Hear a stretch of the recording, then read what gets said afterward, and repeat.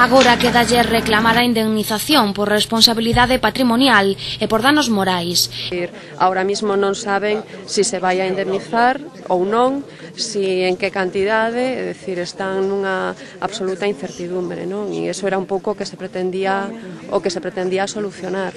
Xa non tanto o tema da legalización, que xa estaba un pouco, xa o dábamos un pouco por perdido, sino o tema da indemnización, e aí o Concello pois non o considerou da mesma maneira. Existen dúas taxacións. O Concello ofrece unha indemnización de 150.000 euros e a familia pide, só pola casa, case 230.000. É a cifra que lles indicou o perito, os que lle habería que sumar a compensación por danos morais e o valor do terreo.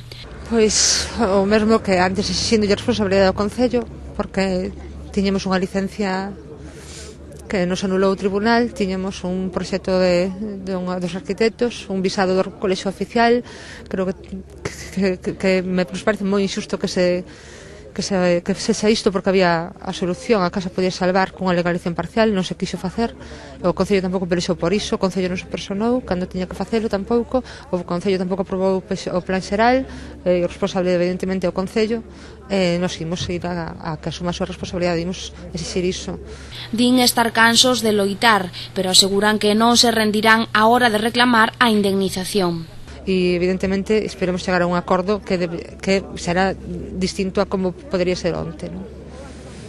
E senón remataremos tendo que, se nos obriga a ir a un contencioso, evidentemente nos imos a intentar chegar a un acordo.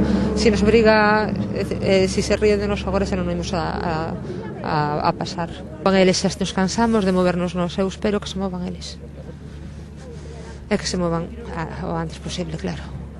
A demolición da casa é un traballo rápido. A familia pediu que lles deixasen recuperar as ventás e parte do material aproveitable, e gardarán tamén os recordos de 10 anos de vida no inmoble e as mostras de agarimo e apoio constante dos veciños.